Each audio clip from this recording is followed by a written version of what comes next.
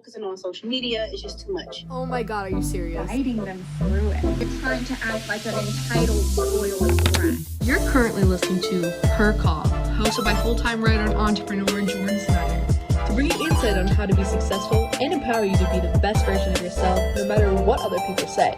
Because on this side of the internet, it's always her call. Hey guys, you are now listening to Her Call, and this evening we have a fantastic guest, and I'm so excited that we're actually able to sit down and talk, because we've talked, we've had some Zoom calls, but now we get to like really lay it all out there and go over everything. So today, guys, we have Steph Woods. I say hi. Hi. If you could please give us a little intro to who you are, what you talk about, what you do, like why we should listen to you, things like that. I am a learning experience designer and course creation expert. I am also a speaker, best-selling author who specializes in impactful educational experiences. There's a lot of courses out there nowadays that are mediocre at best, and I want to change that. I want courses to be amazing, and I just love to learn about how people learn. And I help entrepreneurs design a digital course that leverages their time, but also expands their profits. So with the goal of working less, but still earning more and having a life outside of your business. Yeah, I think that's the dream. that is the goal, and getting there can be difficult. And I feel like recently there has been I guess not that it's trending, but people are talking about courses a lot more.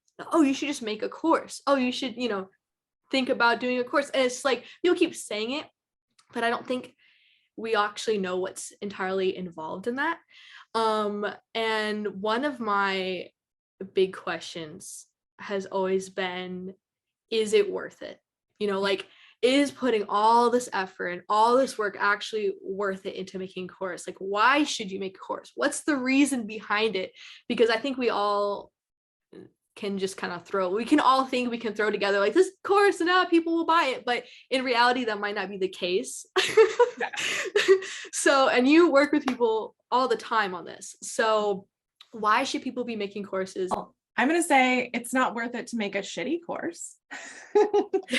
It's not worth it to spend your time on something that your students aren't really going to get a lot out of. I think if we rewind a little bit back to when COVID first happened, we had all these entrepreneurs that were working with clients, and sometimes even like in person working with clients. And then everybody had to stay in their houses. And a lot of people went, oh, crud, like, what do? I have this business that I've been building. And I have no idea how to continue to make money to support my family. And a lot of people turned to courses, and a lot of people were like, all right, we can just go, and I'm just going to like take everything I know and put it into a course and put it out there. Which is kind of the quick fix, but whenever is the quick fix really the right way to do things, right? Yeah. So what I like to encourage people to do is to really, really create an intentional journey for their students. And when you really know what it is that you want them to get to and what it is that goal is, really, really, like, we write them out. They're called learning objectives in instructional design. And when you really know, then it becomes really clear how to make a course that's direct, that's intentional, that really gets that transformation for your student and getting those results. Because is it worth it? Back to your question, is it worth it to create a course that doesn't get results for people? Probably not worth your time. But is it worth it to create a course that really moves the needle and that really impacts the people that you want to? Yeah, absolutely. Yeah, absolutely. So a lot of people use it as a place to scale their business. And a lot of people will call it passive income. I don't personally like to say passive income because nothing is truly 100% passive, right? I like to say leverageable income. Leverageable is in you can make it once and sell it over and over and over. You can leverage it for profits. But why choose a course? When you're doing a course, you're moving away from trading your hours. Like when you're working with someone one-on-one, you're literally saying, all right, this is my hourly rate, right? But when you create a course, it takes the same amount of effort for you to teach one person as it does to teach 100, as it does to teach 1,000. So of course, as long as you're making sure that it's quality and that they are getting that transformation that you're promising them, why wouldn't you want to help 100 people instead of one person? And then also it's a great offer. It's a great way to add something to your offer suite, even if you're still going to do one-on-one clients for those that can't really afford to work with you one-on-one, but want to still learn from you. Normally in a business, if all you have is that one-on-one, and someone can't afford to work with you, they don't have any options. They're going to go somewhere else. But if you still want to serve them, having that lower ticket offering, then working with you directly, and then you're just creating multiple income streams. Really, how is that ever a bad idea, especially in your business, right? Yeah. And so I will say I've been guilty of being like, oh, I'm going to start a course and I'm just going to put all my information in there and do that and then put it out in the world and that'll be it. And when I got actually into, I think this was around the time that like we first like we talked, because I was already playing with the idea and then you had mentioned it to me and I was like, oh, maybe I should consider a course. I got stuck in but I'm not an expert. Yeah. And that, well, there's somebody else who could explain it better than me. Or there was, there was a lot of doubt when I started putting the information on there that I'd be like, well, am I actually doing that in my real life kind of deal? And so it was a lot of retrospect for me to kind of like come back and be like, okay, well, maybe I need to reevaluate this. And actually, if I want to do this, because it's not just as easy as putting information on this website or, on this page and then letting people watch your videos or watch your content. So for the people who say that they're not an expert, well, what gives them the right? They don't have a degree in this, or they don't, have the certificate stating that they should be talking about this. What gives them that? Or should people like that be making courses? Or, is it only you have to have these certifications to actually complete a course? Yeah. Well, I'm going to say first off the bat, everyone has something that they could teach someone else, right? I agree. You want to make it quality and you want to make sure that you are teaching and giving them good advice but I actually think it's I don't want to say a bad thing, but makes it harder if you are an expert. I like to think of it as you want to be a mentor to these people instead. My favorite example is my dad is celiac. And so he cannot have any wheat or gluten. And so when he started on his celiac journey, when he found out that he was celiac, he went through a lot of trial and error about what makes you actually feel really bad. Like what are the secrets to going to a restaurant being celiac? What are the things you need to say to the waiter to make sure that they know that your gluten-free is not just a fad? And through all that experience, he learned a lot. And then I was having some digestive issues and I'm like, all right, I'm going to try doing gluten-free just to see if that helps, right? Not like super serious. I didn't have to, but when I'm in that position, am I going to go to, do I know the leading expert in gastrointestinal, celiac disease? No, I don't. But I know my dad. I have experience with him. I trust him. And so he's probably going to have better tips for me where I am because he was in my place, right? He didn't study it. He didn't study celiac. He learned a lot from his experience. But if I did go to that expert, they'd probably tell me stuff that was like over my head. Like they'd tell me like all the background and the chemical, right? I'm like, I don't need to know that. I just need to know what to tell the waiter. So in instances like that, really thinking of yourself as a mentor and not an expert is what your students really need. And when you say things like, well, I don't know, why would someone want to learn from me? Think about like when we first started talking, we kind of just clicked. We're very normal, like Yeah. it's very easy to talk to each other, right? Mhm. And there's someone out there that if I was talking to instead, or you were talking to instead, you wouldn't get as much from, because you didn't just have that like similar energy. You didn't have that like repertoire together. So everyone is going to learn differently from different people.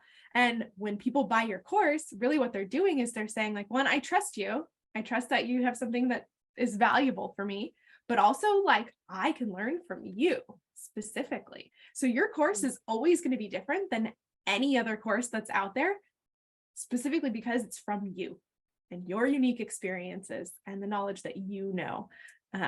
So whenever anyone says, why would someone want to learn from me?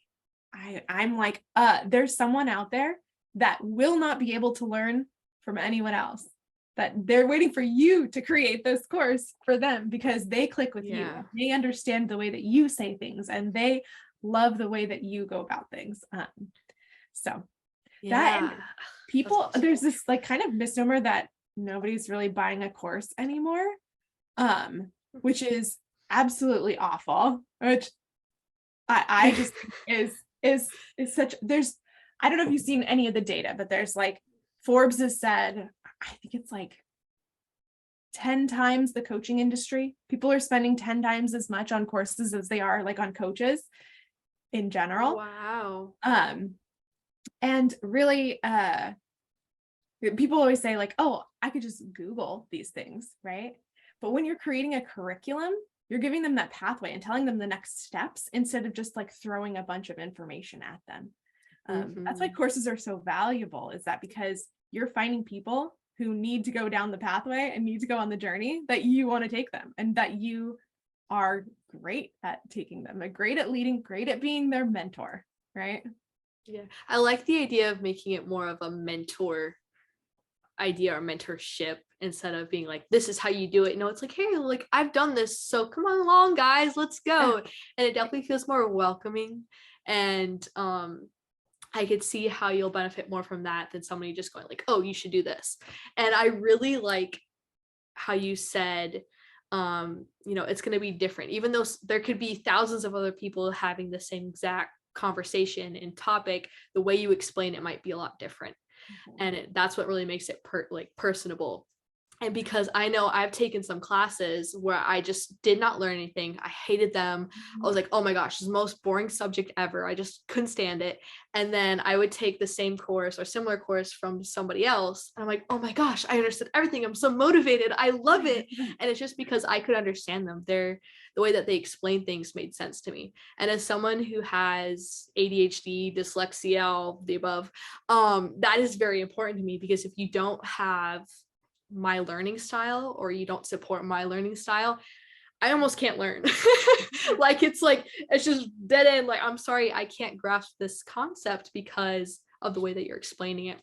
So I think really having that in mind when you're creating a course will keep you going. I feel like it'll definitely keep you going and not be like, oh, well, everybody else is talking about it, it's watered down. No, like you're talking about it differently. So I absolutely love that. I love that you said it. And can you imagine if there wasn't that second course for you to take?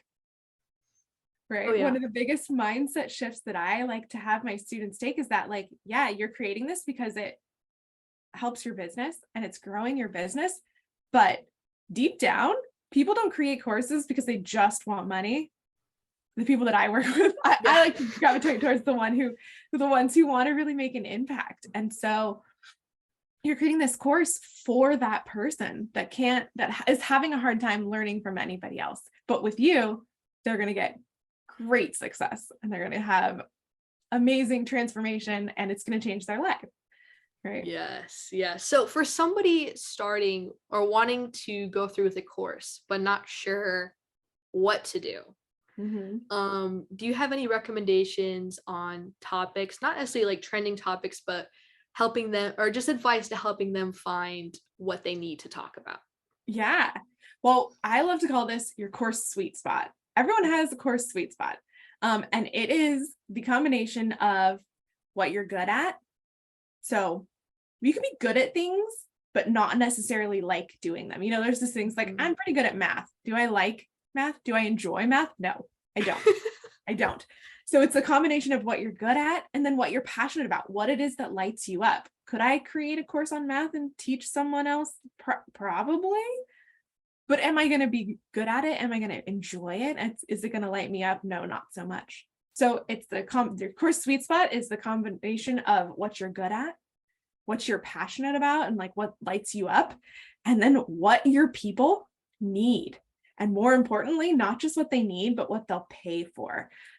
Generally, if there's something that is kind of a problem, but they can kind of ignore it, those aren't the greatest course topics, or they don't need it enough to pay you for it. So yes, we are doing courses to expand our businesses and grow our businesses. But really that's the thing that you want to think about. Like, am I good at this thing? Do I enjoy talking about it? I had a friend who, the example that she used was the thing that if you're at like a cocktail party and someone across the room says, and you like hear it out of the side of your ear and you go, ooh, I gotta go talk to that person about this thing, right? If you're known for, I don't know, like my dad was celiac. He's very good at that. And he's kind of proud of it, right? He's proud that he's figured out a way to make his body feel better. And if he's at a cocktail party, can't imagine my dad at a cocktail party, but if he's at a cocktail party and someone is like, yeah, I just decided that I'm going to try gluten-free because I found out that I'm celiac. He's going to be like, oh, I need to go talk to that person, right? He enjoys talking about it because he got really good at it and it just kind of lights him up. So that the cocktail party, you know, what are those things that you're really going to like draw you in when someone starts a conversation about it? And then what your people are needing, what are the pain points that they're having? And how do you find those out? You talk to them. You talk to them. It gets easier when you used to be in the shoes of the person that you're in, but you're not always exactly where they were. And sometimes when you get so far along your journey, you forget what it was like to be a beginner. Yeah. So really, you'll hear it a lot as like validating your course or validating your course topic.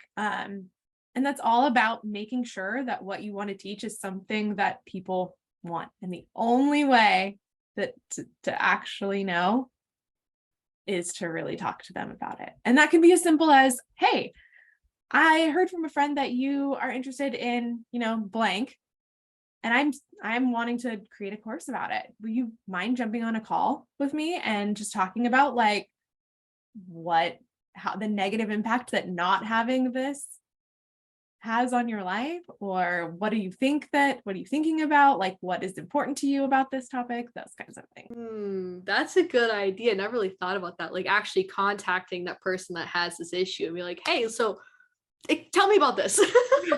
People love to talk about themselves. I mean, yeah, people love to talk about themselves. This is why I have a podcast, really.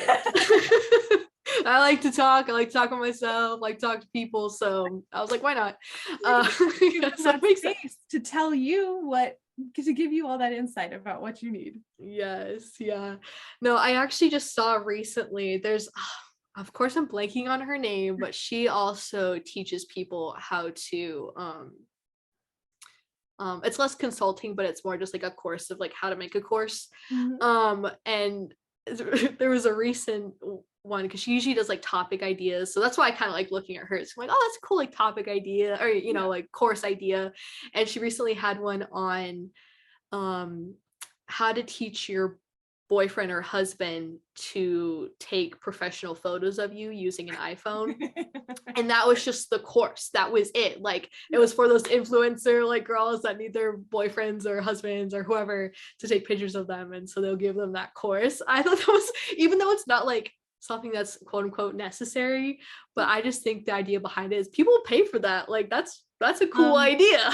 I would say that it may not be necessary, but if you teach your boyfriend, husband, partner how to take photos of you, then that's one less brand photo shoot that you have to have. You're going to have more photos for your social media, right? So that's definitely going to, like, a lot of things you're like, oh, like that's fun. That's it. But really, no, if you think about it, like that's helping you in your business monetarily, even by not having to hire brand photographers to shoot you all the time.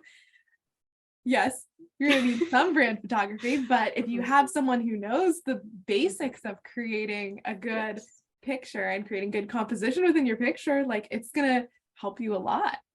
Yes. Yeah. No, when you say it like that, I do agree. Yes, that'll help you more in your business. But at the time, I was just like, this seems unnecessary, but so great. Like, I would pay money for this. Now, if my boyfriend would actually take the course, that's a different question. But be like, okay, babe, let's sit down. Like, we're gonna watch this this TV show. Well, and think about what the reason why your boyfriend wouldn't take the course is what I like to call the 4 motivation monsters. They're little monsters that just sit and eat your motivation, right? And that one specifically is boredom. He probably would not see the reason for this. He himself is not super invested in it yet. Yeah, you can talk to him, be like, hey, reasonable, this is how it's going to save me money. So like, hey, we're going to do this. You can learn this. But those are 4 reasons that I see over and over that people don't finish courses, and that it's boredom. They're bored. They don't see the reason of why they're doing this and why it's important. That's why I stopped mine. Yeah. Procrastination is about like something else is taking precedent. It's not the most important thing in their life. Confusion, they don't actually know what to do next in learning. And then overwhelm. One of the things that I see the most often is that people will just, and you mentioned this earlier too, will just take everything you know and throw it into a course. And then people get really overwhelmed. You don't want to fire hose your person with so many things. It goes back to wanting to create a curriculum instead of just content. Because I like to think of it as a garden. I love metaphors. Metaphors are great. Really fun. And there's 3 different things 3 different offerings that you can have. You can have a seed, you can have a plant, and then you can have your garden. And a seed is like that freebie or that small product that you're like, oh, I just want you to get interested in me. I just want you to know what I do. I just want you to, start trusting me. That plant is having one thing specific that I'm going to get you to, and this is how I'm going to do it. And the difference between that and a garden is kind of like giving people access to all of your knowledge, right? And that's more like what coaching is. Like if I'm talking to you and we'll keep going on the metaphor, and you ask me a question and I'm like, oh, this plant over here, let's go talk about that. But you're guiding them through it. You're there with them, right? You're their coach when they're navigating your garden. When you take yourself out of the equation and you are still trying to get them to that one plant, you have to be a lot more intentional. And people like me, I do not have a green thumb. I pretty much kill anything that comes into my house when it comes to plants. That if someone gave you their entire garden and was like, hey, take care of my garden, you'd be like, oh, this is overwhelming. I don't know what to do. I'm just going to shy away from it. This is just too overwhelming. But if I gave you one plant to take care of and said, all right, you need to water it, it needs some sunlight, and, every once in a while, give it a compliment, because apparently plants like when you talk nicely to them, then you're going to probably be able to do that, right? And it's the same with courses. If I just throw you in the deep end and I say, hey, take care of my whole garden, or like, here, go find what you need, your students aren't going to be able to get to their finish line of what they want, because they're just going to be so confused and overwhelmed of what to actually do. So I always like to say, your course sweet spot, again, is going to be a plant, not a garden. You're going to pick that one thing, that one place you want them to get to, and then figure out the journey specifically to keep that plant alive, right? So it's in a way almost niching it down is kind of what you're saying. Like you have like, oh, these are the amazing things, this is all the knowledge you have, but taking, like you said, that little plant, bringing it down, kind of niching it down. Now I will ask you, do you like the word niche? Because for some reason that's been a popular thing on TikTok, at least a couple months ago, where they were saying like, oh, don't niche down, like that's horrible, why would you do that? Or there's people that are like, no, niching down is great for your business. What is your standpoint on it? Because I've been asking like a ton of people recently because I've been so curious, but where are you at with that? Niching is one of the most foundational pillars of any marketing. right? And I believe it's absolutely essential to a point. If you have a huge audience that has a bunch of different interests and you want to serve that huge audience, but you're not going to be able to get someone that transformational result if you don't know exactly what they need, right? And the example that I always use is that you have two people, and so I'm a big marketing exec and I want to make the perfect coffee, right? And I have two people that I'm talking to, and one goes, well, I like really light coffee. I like light roast. And the one goes, oh, I love me some dark roast. Like it needs to be like super dark and all of this. So if I take that two data, then I would make a medium roast, right? Be like, oh, okay, it's the middle, a dark, some people that like dark, some people that like light. And I would create a medium roast. And that it wouldn't satisfy either of those people, right? So instead of trying to serve everyone, you could say, all right, I'm going to make the best dark roast. And I'm going to do it really, really well. There are medium roasts out there, and there are people that like medium roast coffee. But for those people that are really, really, really into the dark roast, they're not going to like the medium roast. Neither are the ones that are into the light roast. So niching is kind of like that, is deciding that I'm okay not serving the people who like light roast. I'm just going to serve the people that like dark roast, and I'm going to serve them really, really well. A lot of times too, before someone buys anything from you, they need to know you, they need to like you, they need to trust you, right? Same with products. They need to know about your product, they need to like your product, and they need to trust that it's going to get them where they want to go. Whether that is, some course transformation, or it's, loving their dark roast coffee in the morning. That's the place that you're going to get them to go. And in that, the trusting that it's going to get them where they need to go, that's the piece that you're missing when you don't niche down. Because someone in their head, before they buy from you, they have to know that you understand their needs. Because how can you fulfill my needs if you don't understand what they are? Right? So in order to trust that you're the person that's going to be able to get them there, they have to have this little switch that goes off in their brain that says like, oh yeah, this person gets me. I trust that they'll be able to get me to what I want because they understand where that is, right?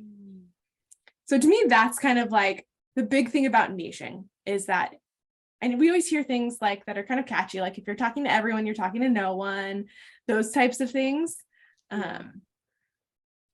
But to me, it's a lot more powerful if you truly understand someone's needs. Again, by it being your experience, by you're working with these types of people, and then being able to really fulfill their need. And that's the power of niching, really. Yeah. And I think I started to notice that when I was going, or I guess I started going a little bit deeper into marketing, and I would look at creators' accounts. Like I'm just going to use TikTok as the example here, but I go on TikTok and I would look through accounts like, oh, this girl has one cool video, and then I go over, but then her account is just all over the place. It's not like, it doesn't really serve a purpose for me. So I exit her account. I don't stay. You're not going to follow that person. Yeah. I'm like, okay, well, or even if it's not like my niche per se, it's just about someone else. I'm like, oh, okay, moving on. But when I do come across an account where like I go through their first couple of videos and I know what they're going to talk about the next time, and I like what they're talking about, I'm going to give them a follow. I used to kind of be a niche hater per se.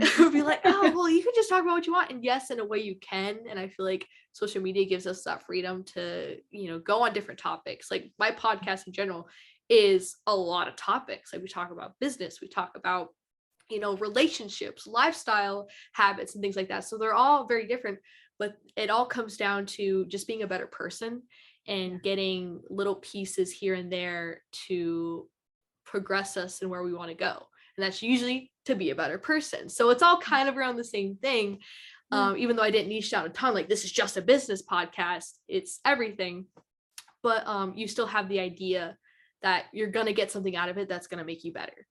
Yeah. So I think even if you don't bring it down to an exact topic, just having the concept of, this is why I'm posting this content. There's a reason, because you'll see a lot, like especially when TikTok blew up. I keep mentioning TikTok, but when TikTok blew up, it was a lot of people just posting videos, like no rhyme, reason, just they were posting videos. And yes, that's fine. But if you're wanting to make this a profession or actually get followers to get farther along with it, you have to eventually start niching down to the point where people are looking at your account and saying, oh, this is why I follow you.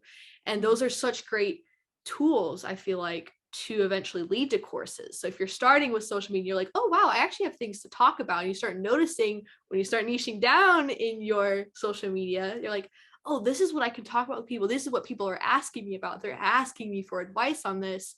Why don't I make a course to fill this need? So that's kind of what you were saying. Yeah. Along those lines there. Well, TikTok in the beginning, the point of it was just like little bite-sized pieces of information, or I'm sorry, of entertainment. The whole point was that I want to kind of like zone out and see people dancing to videos that are like funny, right? So that was the whole point of it. But you're right, using it to create a community around a topic. And there's a difference between your niche and then content that you're sharing to have people get to know you, right? To see you as a person, to see you as a well-rounded person. And so like on my Instagram, I talk about business stuff and I talk about courses, but I also talk about like my personal life. Like I talk about my dog a lot. Yes, so cute. He's cute. He does silly things. Like I talk about my dog. I talk about, sometimes I'll say stuff about my husband. Sometimes I say stuff about, this thing that I found on Amazon, but it's all things for people to relate to me as a person. Because that's what I love about all of the social selling, all of the small businesses, is really you're buying from a person, not just a company. And as a society, really, we have been shifting away from wanting to, it ebbs and flows, but we're shifting away from wanting to buy from corporations, right? I'd rather have my money go to someone who is a small business and, is working really hard rather than, some big corporation. Yeah. No, it's actually funny you say that, because I just before this, I was making videos for a small soap company that's in my area, and I kind of came across this girl on accident, and we just started talking, and she was like, oh hey, actually we just launched a soap company. Her and her fiance launched a soap company. If you're interested, just let me know. Like I can, I can send you the information on it. And I was like, oh my gosh, like, yes, like I already liked her as a person. And then she like, was like, oh, I have this product. I was like, oh my gosh, immediately. I literally just spent like, I think it was like $80 on soap from her site. Cause I was just like, I'm in love with everything. Like it's actually a really good product, helping somebody in my area.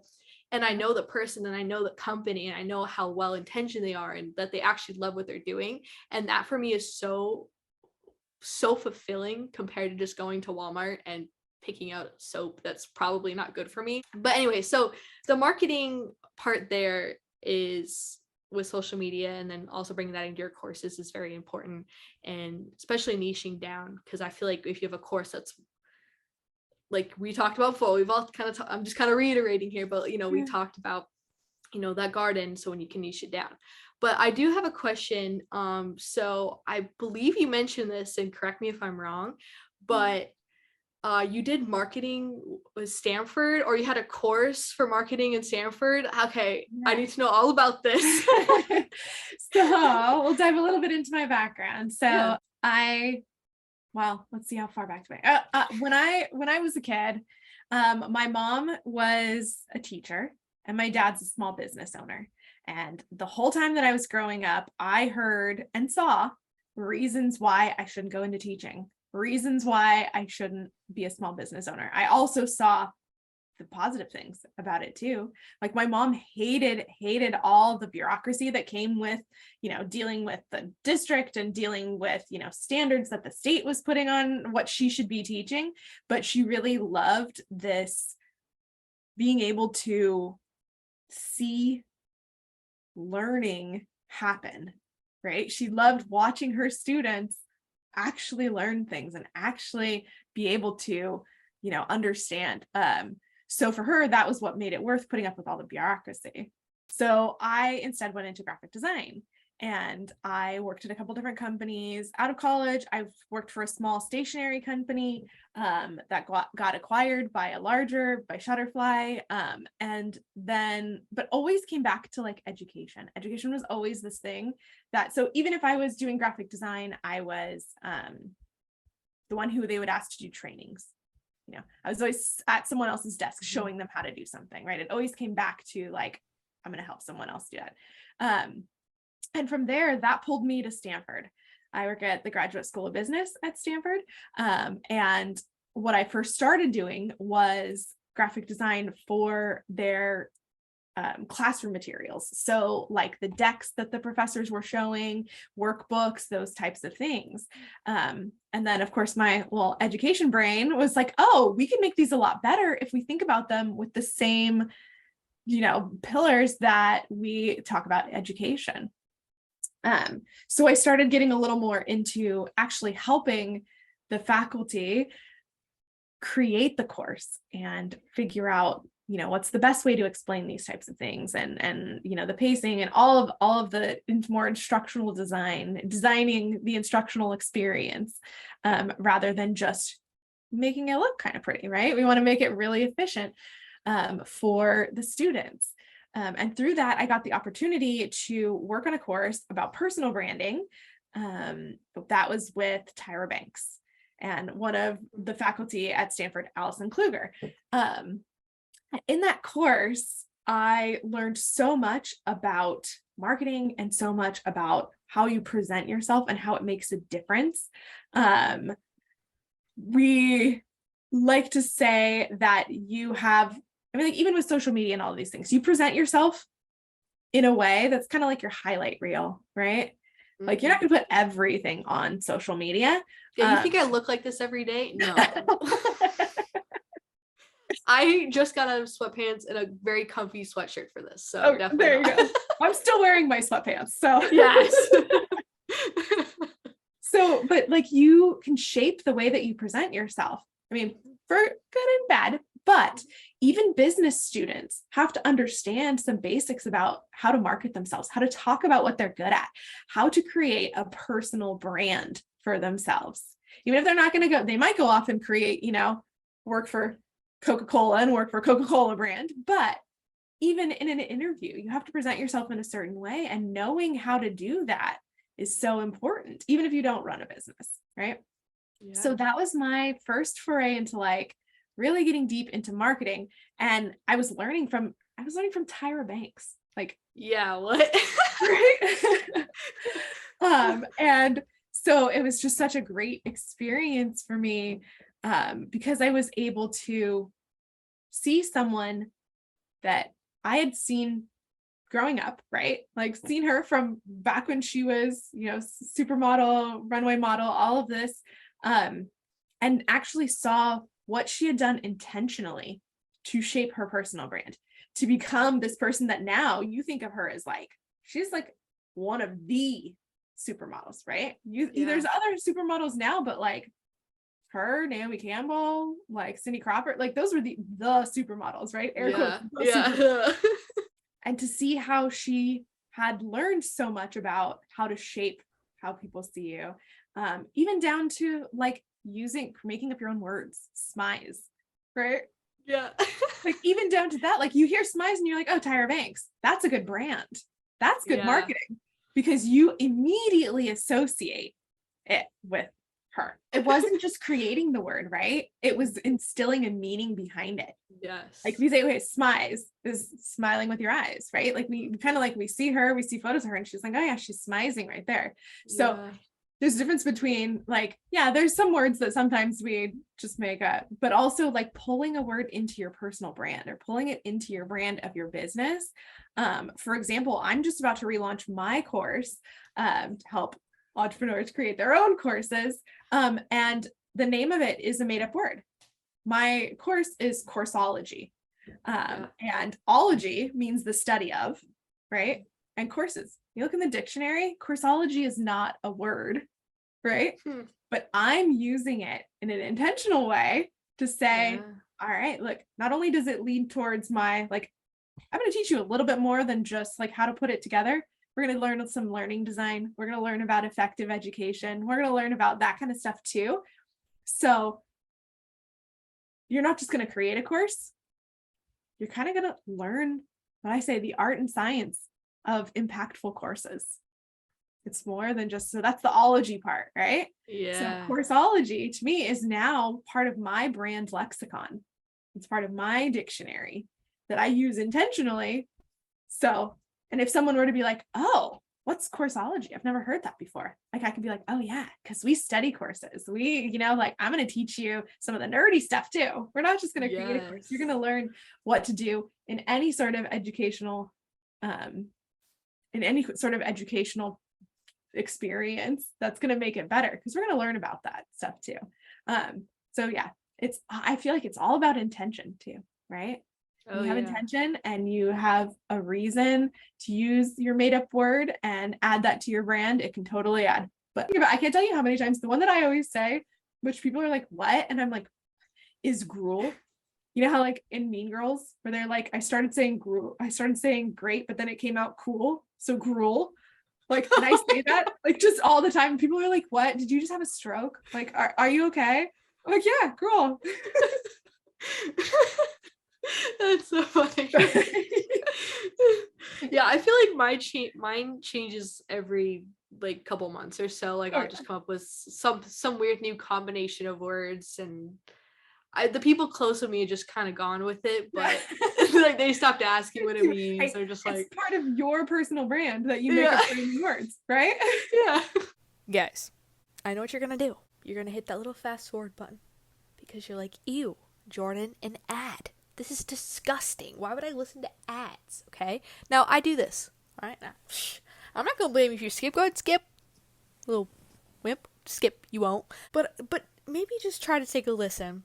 If you are a content creator, especially if you're a content creator or you have something you've always wanted to share or you've thought about making a course, because I've recently discovered Coursology and I am a huge fan. I know the girl who runs this and she's fantastic and I have no bad words for her at all. I know she puts quality into everything that she does, but she has a course that is a step-by-step program that'll give you all the tools that you need to create a course in a way that's easy and fun, but still impactful and profitable. And that's all we can really ask for. But inside her course, she has live office hour calls, which in my opinion is definitely the most valuable, just because you are getting live real-time feedback with the creator of this course. And she has so much information to share that it's unbelievable. You'll never have an unanswered question. They have this thing called a course confidence method, and it will give you everything you need to create a course that your students will love and actually finish. Because I've recently found out that 10% of people who buy courses never finish them. Are you listening to this? They never finish them. That's absurd to me. I hate it. So you want to make sure that your students, your future students, or even if you have a course, your students now, actually finish your course, okay? They also have a mindset first aid kit in this, which first off, I just like the name of that. That's cool. I want a mindset first aid kit. My mind hurts. I think a lot, okay? So they give you the resources to kind of get over the imposter syndrome when you're creating a course, because I know it can be super overwhelming. And on top of that, you also get a community for accountability, feedback, support, everything that you need to make sure that you're successful. There's like so many things I could honestly add to this ad here, but I'm going to leave it with courses are just more than a passive income. Yes, they can be great money makers, but they're really about delivering quality content. And if that's something that you're interested in and you want to help people, you need Coursology. So hit that link below. Go at least give it a check out, do a quick little survey. And if you're interested, consider purchasing it, because I highly recommend. Did some researching into what you've done so far. And so you were a part of a book. I think it was, what was the name of it? Pivot with Purpose. Yes, that's what it Was the first book. I'm actually really, really blessed to be part of a community of entrepreneurs through a friend's business coaching business. And we had put together a book called Pivot with Purpose. This was, I want to say late 2021. Late 2021. And it was all about the experiences that we'd had in our business because of COVID, the changes that we needed to make, the shifts that we needed to make. And so that was our first book. And we all wrote a chapter. It's kind of like, I compare it to Chicken Soup for the Entrepreneur Soul. There's always going to be things that are thrown at you, and learning how to like take those things and be like, all right, cool, we're in COVID lockdown. Like, all right, I can deal with this. Like, I can work with this. And kind of the lessons that came out of it. It's very Chicken Soup for the Entrepreneur Soul feeling. And that's our Pivot with Purpose. And it went Amazon bestseller for the first couple days. I saw that. So Whoa. Yeah. So sounds weird, but best-selling author. Kind of nice. Yes. And we're actually about to come out with our second book that's called Living a Legacy. And it's not about doing more than just leaving a legacy behind you. And your legacy is more than just like the money in the bank that you leave your kids, or your house, or the things that you build. Your legacy really is about not only those experiences that you're having with those people and how they remember you, but also about the impact that you make in others' lives, right? And I think personally, I love courses as a way to do that.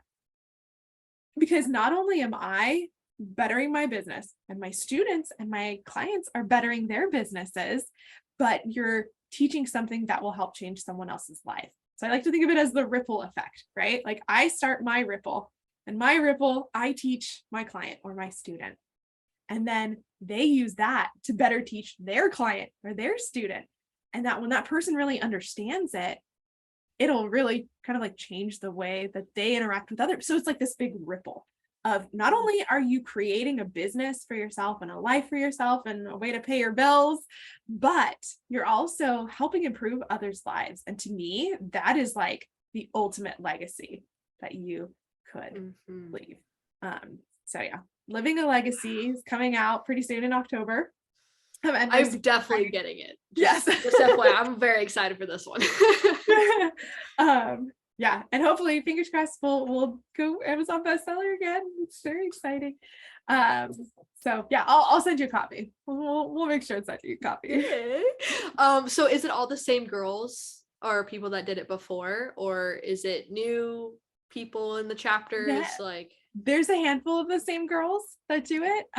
Yeah, but I think what is really important for us is that we have a really well-rounded group, that like we have everyone from me, I'm an online entrepreneur, to someone who sells real estate, to we have a couple lawyers, we have, wellness practitioners, chiropractor, like, and so photographers, all of these people that have all of these different views on, and so we're all coming together, and yes, the theme of it is, what are you leaving as your legacy? How are you living this legacy? But I love it and I love this type of book because it's great for, I love, like, you take it to the beach or something. Like, I don't have time to read for like 4 hours, but I can like have one chapter and you get that whole story, you get that whole experience from that one person. So it's great for when you're like, I just want to read something inspiring and I want to learn some stuff about, how this person is bettering their life and how I can take some of that goodness and soak it all up. But so no, it's a different mix of people, because really the most important to us is to have all these different voices and all these different point of views. Wow, that's so cool. And you don't really see books like that, and I don't really know why, because that's such a cool idea. And like you said, like, we're busy people, especially if you're an entrepreneur, you have your own company, anything like that, you're going, so you don't always have time to read an entire book. So just getting the little bits of the chapters, such a cool idea, and having so many people in on it as well. I can only imagine the process of making that had to be so fun. Oh, it was a blast. It was a blast. Really. Oh my gosh. So speaking of legacy though, so I kind of like what you said about, you know, that ripple effect. And I, in my own way, have kind of had a similar thing where I think I was about 18. I remember the conversation with my mom too. We were in the car, like I was in the airport going to pick up a friend, or we were heading to the airport in the car, and we were kind of talking about business stuff, like what do you want to do? You know, obviously I graduated high school, so like this is, oh my gosh, I go to college, so many options. And all I knew at that time was I wanted to create pieces of content that inspired other people to make their own and make it better.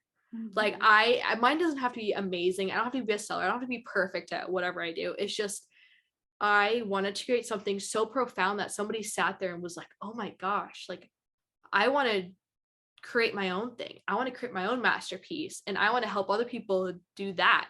And so it's kind of like you said, that ripple effect. But and I knew mine always had to be probably around either writing or film or, you know, podcasting, things like this, is all going towards that goal of me just being able to spread information or spread inspiration so people can do what they need with that. And because I know I listen to podcasts all the time, you know, even just watching movies, TV shows, reading books, like I get so inspired. Like I'm like, oh my gosh, like they came at this topic such an interesting way. I've never thought of this before. And then it makes me think differently. Like I've always loved the idea of making people think differently. So it's cool that even though your legacy doesn't have to be something huge, like leaving a house or, you know, doing anything like that, it's just literally your inspiration to people. Like, how are you going to leave your name? So I think and a whole book about it. I'm just so excited. And I think honestly, a lot of times people think of like legacy as having to be this big thing, like you said, but really your legacy is a lot more than you think. Even the people that come across you, Jordan, like that are seeing you as someone who decided that they wanted to, you know, write a book, decided that they see that as something that they can then achieve themselves too. And that is powerful. That's legacy. All these little pieces together that just by even showing someone else what's possible is a super, super strong part of your legacy. And that's why I think one of the big differences now between us and, like, let's say our parents or our parents' parents, is that they didn't have a lot of exposure to possibilities. Now that we're all like so connected with the internet and social media and stuff, we see that all of these things are possible. And so even something as you might think as simple as that, that's part of your legacy. Yeah, it's crazy. And on what you said too about, you know, our parents not really having that, like they kind of had like, oh, you go to college or you stay at home, you're a stay-at-home mom, or, you know what I'm saying? Like you had like very limited options. And nowadays, like I have too many options. Like it needs to chill out. Like I have too many ideas. I don't understand people who are like, oh, well, I don't know what to do next. I mean, I have a whole list. Do you want to borrow some of mine? Because I don't think I can complete all these. Like I don't have enough time to even like sleep at this point if I'm going to be doing all these. So, but I'm also a super creative person and I come up with so many crazy things. I don't know. Well, yeah. And you go back to my parents, like my mom's like, oh, I love seeing people learn. I'm so excited about seeing people learn. So what do? There's a teacher, right? Yeah. There wasn't any options for her. My dad started his own small business because he saw other people having their businesses and kind of like running them into the ground and saying like, I keep like hitching my wagon to these other people when I feel like I could do it better. And I was on the way. So it was a little pressure from there. Like, let's create my own business. I'm about to have a daughter. But those were the options that they saw. And now we have so many other options. That's one of the things that I love about having my own business now, is that I can take both of the things that were instilled in me about loving, you know, having your own business and doing it the way that you think is going to be the right way, and having that experience and learning from it, and being able to take education and fuse it together. So like really I'm taking both of them and unfortunately the limitations that they had, and I'm moving past that. I'm being able to create a business that gives me both of those things that they instilled within me, but I'm going to do it the way that works for me. Yeah.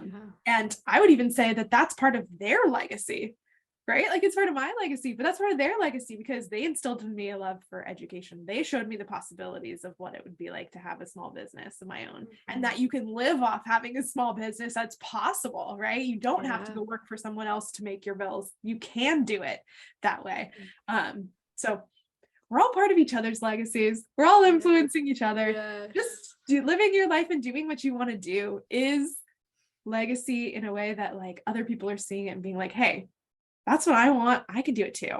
Yeah, I mean, honestly, the amount of people who have reached out to me after I quit my corporate job was insane. Like I had like there's some people I haven't talked to in years, and they were like, how did you do it? Like, because I'd say I moved out of my parents' house like one year. It was like the following year I was, or I was in a corporate company, next year corporate company, and then I moved again. Then I started my own company, and so it was just like it was like one thing after another. And I still to this day have people reaching out to me like, well, like how, well, what, how, like, yeah, you've like, opened their eyes to the possibility. possibility. Yeah, and especially since I was so young, I still am so young, like doing all this. I put a lot of pressure on myself. I actually just had a conversation with a friend this past weekend about it. It's just I put so much pressure, like, oh, I could do more, I could do better. And she was like, look at the people your age around you. Like, look, even older than you and younger, like just look at people around you and like see you are not behind in any way. Like, and you are inspiring so many other people to do that, because that's the reason why I left my corporate job. Was I wasn't entirely happy. I knew I could be happier, and I was like, well, why not do what I want to do? Work from home, get to do amazing conversations and podcast episodes with people like you, and and just do that. Yeah. So, and even comparing like the person that you were right out of high school.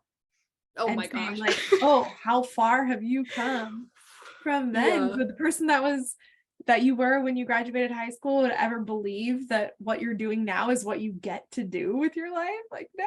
I told my mom knew from a very young age that I was going to be a writer. Yeah. And all through middle school, high school, it's like, Mom, it's just a hobby. I would never do that professionally. I would never do that. Because the options then too were like, okay, well, if you're going to college, you're going to get an English degree. That means you're going to be a teacher. And I was like, I don't really want to do that. Yeah. Or at least go through all that work just to be an English teacher, which we need English teachers. It's a good thing. But I had other ideas in mind.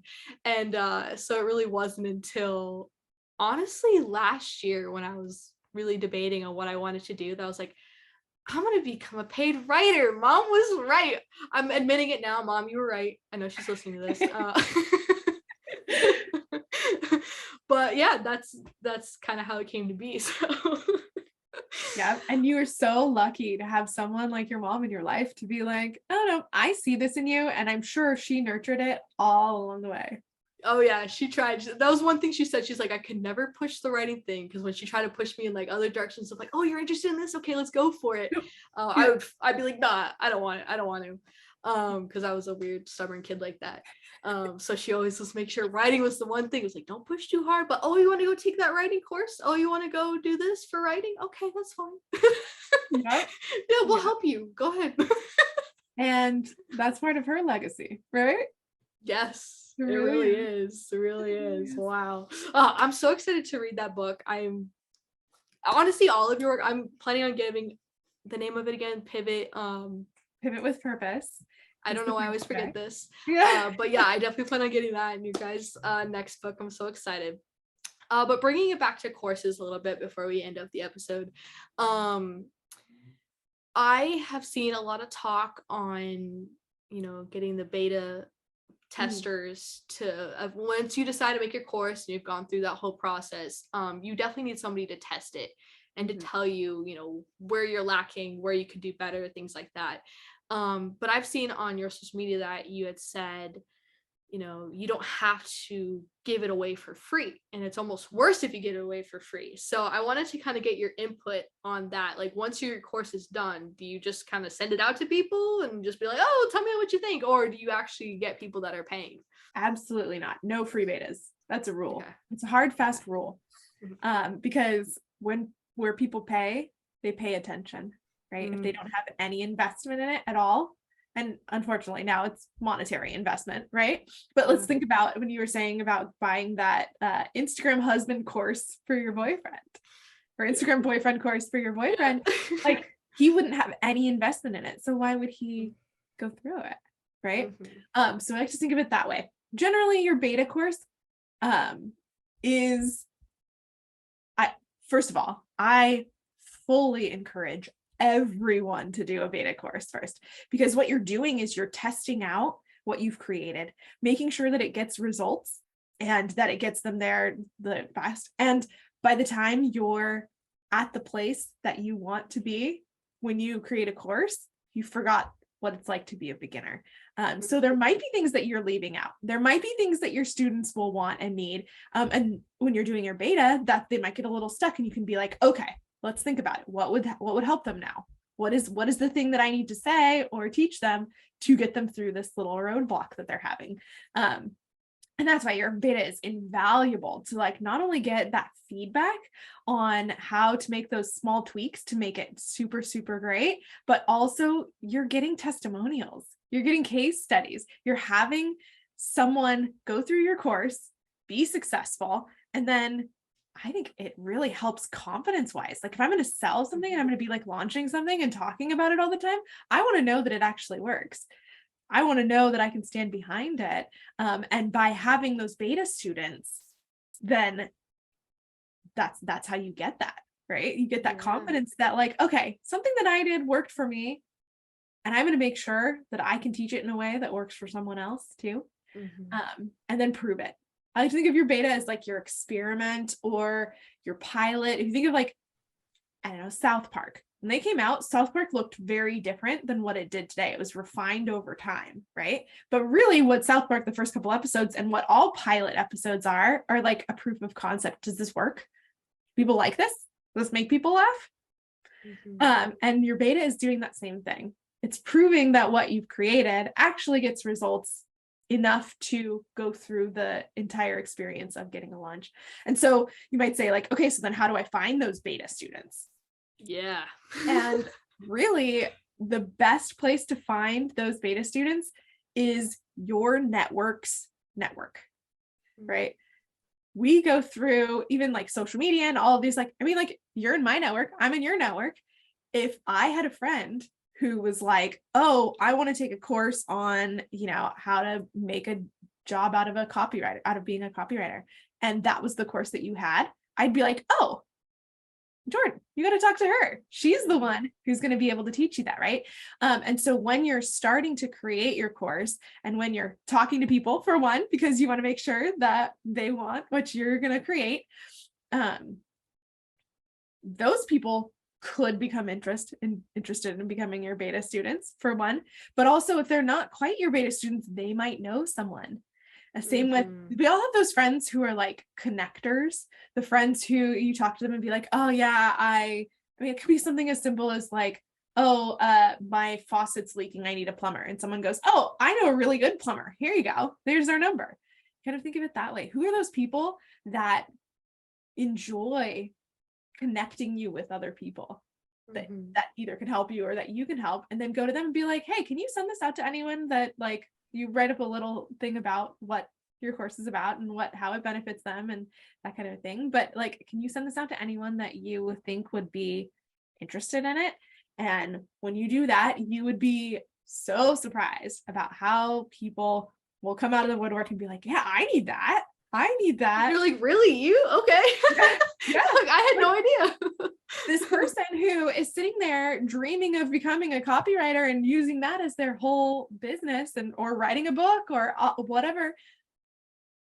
And then when they hear about that you're creating this course to do it, they might have never said to you, oh, I want to write a book too. But when they have the opportunity, I'll be like, oh yeah, no, I want to learn that. And I like to say you want to give it about 50% of what you are going to sell it for. Okay, that was my next question. Yeah. It was a symbiotic relationship, really. They're giving you feedback on what you've created. And I always like to come right out and say, hey, this is my beta course. This is what I expect of you.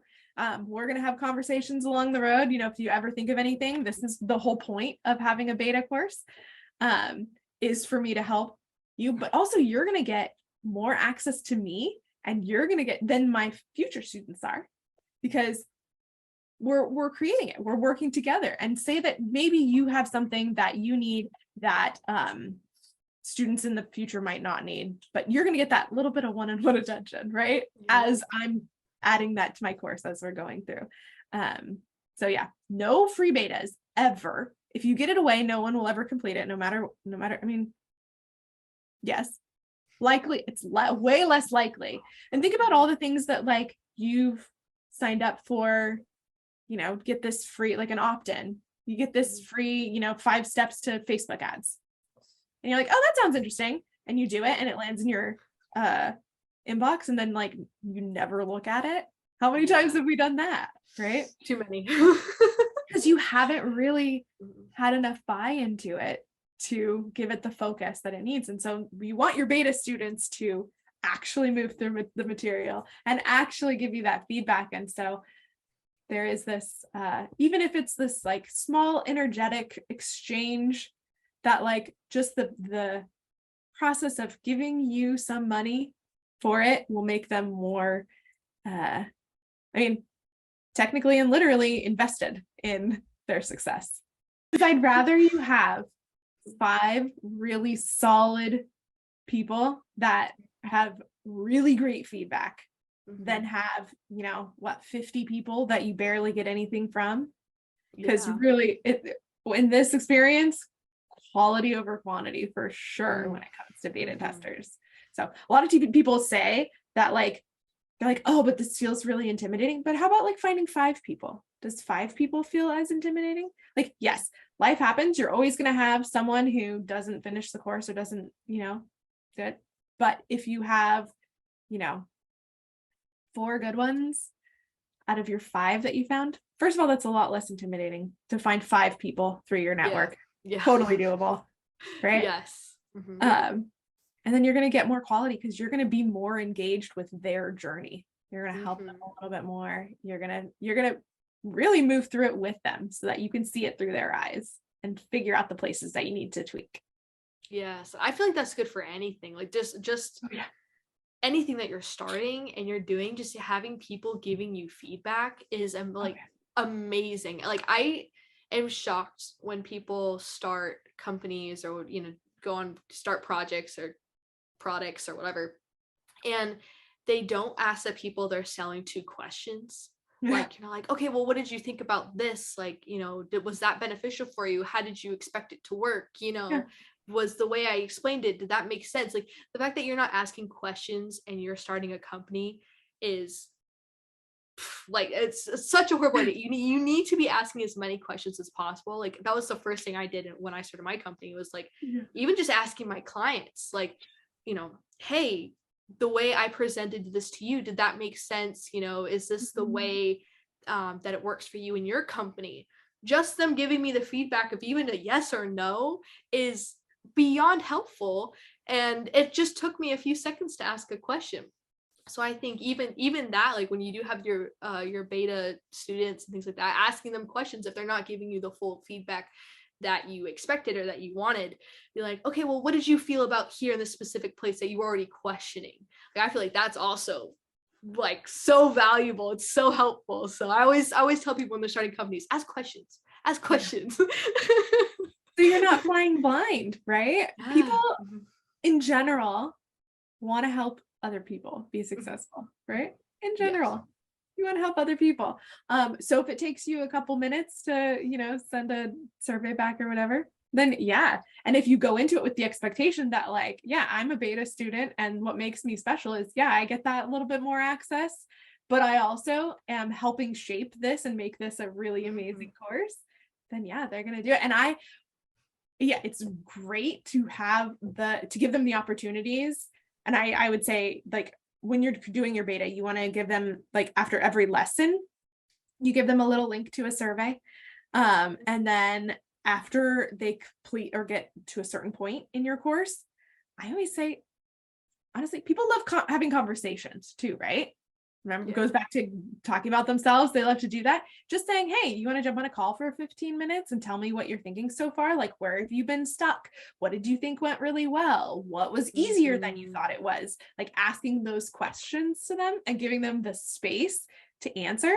So yeah, I like to say, when you have your beta students, depending on how long your course is, but you should jump on a call with each of your beta students at least once throughout your thing. And it could be like, oh, you see them really taken off and you see them really, really like booking it through your course. Maybe that's a good time to be like, hey, you want to jump on a call? I want to know what's working really well, because what's working really well is also very valid information, and it's very good data on, okay, this worked really well. I know I don't need to worry about it. I know that this is solid. That's good. Don't need to touch it, right? Yes. So even that positive feedback is important too. Yeah. I always like to try to give constructive criticism too. So if you're a beta person of any kind, not just being like, oh, this is terrible. I mean, you can obviously say that, but I try to give a reason behind it.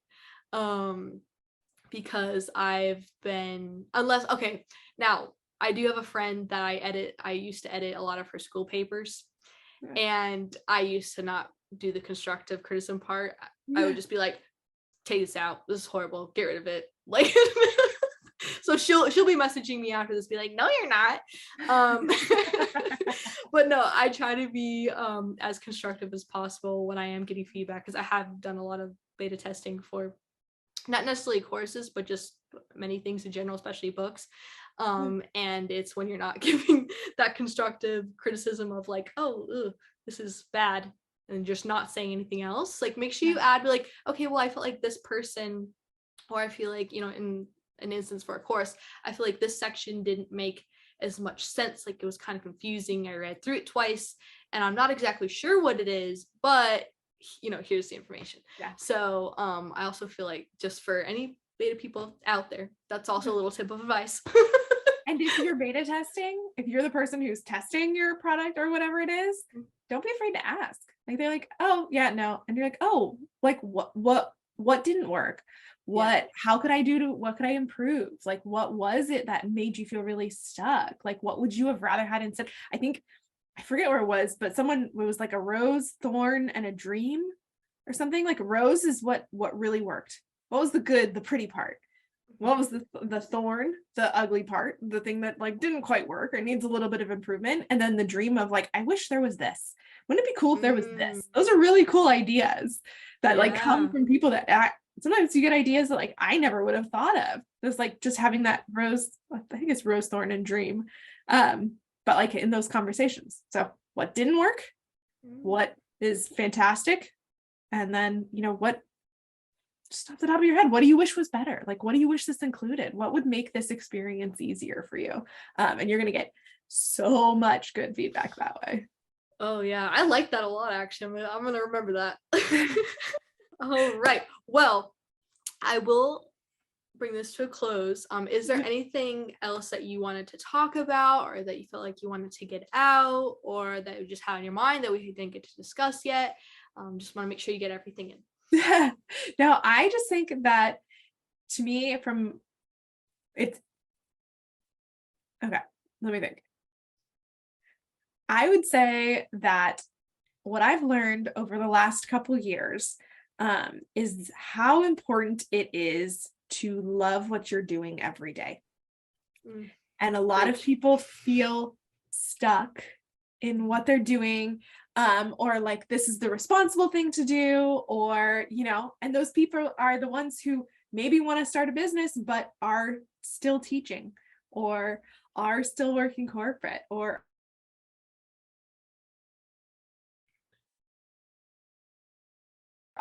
we spend so much of our life what pays our bills, right? Why not enjoy it? Creating a life that you absolutely love It's going to take a little bit of those risks. You're going to need a little bit of courage. But once you do, it makes everything just more enjoyable, I'd say. And I know you would agree. Oh my gosh, yes. Yes, my life went from like to like anything I could even imagine beyond amazing, just because I took the one step of realizing I wanted better. Like I wanted something that made me happy, and I wanted to wake up excited to go to work every day. And now I get to do that, and I get paid and actually able to pay my bills. So it's beyond amazing. So I 100% agree. I love that. I wanted better. I wanted better for myself. I wanted to be in a place that I really enjoyed, you know? Yeah, because I mean, we're on this earth for such a short time, if you really think about it. And why would we waste another second not doing what we want to do? Like, why would we waste our years, our hard-earned time to devote it to something we don't care about? Like that again is mind-blowing to me. I can see how people get stuck in that, because I have been in that, where you're just kind of like, oh well, I just need to make money and support myself, and the best way to do it is have this fancy corporate job and blah, blah. And I get that, and that's the way a lot of us were raised. But I preach it all the time. You can literally do whatever you want to do as long as you set your mind to it. I'm hoping it's for the better, but obviously you're a person. But I always have to like a little disclaimer with that. I was like, you can do whatever you want, but like let's try to not be a horrible person. Let's be nice here. But yeah, so and what you're passionate about, it shows, right? I always tell that to like people when they're creating courses, is that like, why would you create a course on something that like you don't enjoy? Because you're gonna think of it as like, oh, I have to go do this, I have to go create this, and then you're like, and your students are it's gonna come across, right? Your energy on when you're on videos or whatever, it's gonna come across when you're selling it. It'll be awful to sell if you're creating a course on something that you don't love. And just overall, it's just not going to be an enjoyable experience. And people see that. But when you really are like, it sounds cheesy, but when you're living in your ease and living in what lights you up every day, people see that. And that's like, not gonna lie, that's when people like want to pay you. Because they're like, oh, this person makes it look easy. This person, is enjoying it. They want that. I want that. So what can I do to help, or how can you help me make my life more easier like yours? It's so attractive to people. Oh yeah, I love it. Okay, well, with all that fantastic information, I will say that all of Steph's information, her links, all this amazing stuff she's coming out with, I'll even link her last book, and hopefully her new book, maybe by the time this is out. So all that will be linked down below. So if you're interested, you can go follow her on everything, see what she's doing, even check out her course that she's about to launch. And then I think that's pretty much everything. I'm so excited we got to go on this call today and actually go over everything, because I have had a lot of those questions were actual questions that I had. I was like, okay, well, what about this for the course? So I'm glad we got to answer that today. And we'll end it here. And just open it up for you're like, oh, I'll end it, and I'm opening it up. But I just want to say that like, I love talking about courses. Education is the thing that lights me up. So if anyone who's listening to this has any questions about courses or education or anything that we talked about, or anything, I mean, like, really honestly, anything, Instagram is the best way to find me, stephwoods.co. And I love meeting new people, and especially passionate people and creative people who really do want to make a difference in the world. So I encourage anyone, if you have any questions or anything like that about anything we talked about, go ahead, shoot me a DM. I love talking to people about it. I do too. Again, that's why I started a podcast. I just love talking to people about what they're passionate about, and teaching people so many things. So yes, same thing for me. Reach out to me on Instagram if you want to as well. But Steph, she has all the information here about courses and entrepreneurial stuff. So go to her. Alrighty, well then we'll end this here. Bye.